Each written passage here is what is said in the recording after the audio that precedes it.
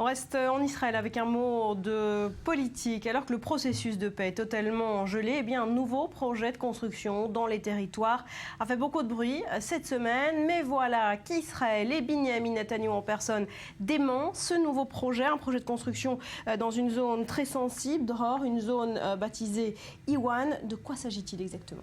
Alors, Iwan, c'est une zone située entre l'implantation de Ma'ale Adoumim au nord-est de Jérusalem et le reste de la Cisjordanie. On va tout de suite voir une carte d'ailleurs qui va nous montrer d'une manière très claire.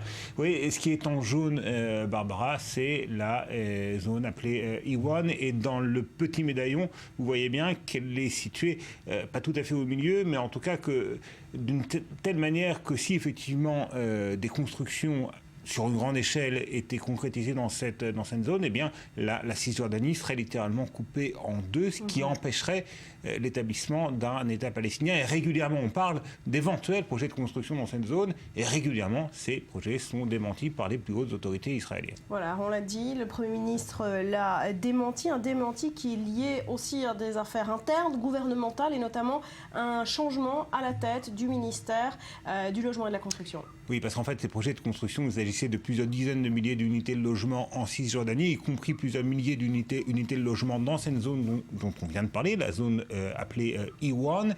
Et ces projets remontent à l'époque où le précédent ministre de la Construction et du Logement s'appelait Uri Ariel. Uri Ariel est un membre du parti, en tout cas de la liste dirigée par Naftali Bennett, la liste nationaliste religieuse ou sioniste religieuse.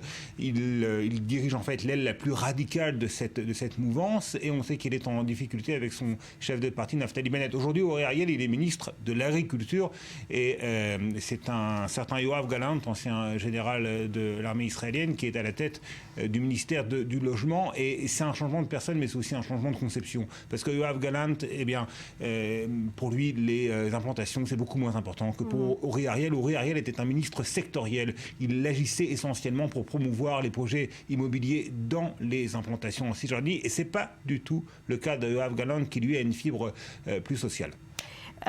Cette affaire relance en tout cas, et c'est régulièrement le cas finalement, la question même des constructions derrière la ligne verte. Binyamin Netanyahou est pointé du doigt régulièrement par les grandes chancelleries occidentales.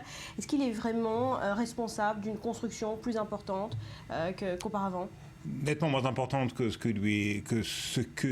qui lui est reproché à l'étranger, nettement moins importante aussi que ce qu'aimeraient justement les militants du mouvement des implantations et leurs représentants dans la classe politique. Il y a des constructions, elles sont limitées à ce que l'on appelle les grands blocs d'implantation, et dans les implantations existantes, à une évolution démographique naturelle. Pas de grands projets. Et d'ailleurs, on parlait tout à l'heure des ministres successifs de la construction et du logement, mais la personnalité qui a le dernier mot, Barbara, concernant tout projet immobilier dans les zones de Cisjordanie, eh bien, c'est pas le ministre de la construction et du logement, c'est le ministre de la Défense.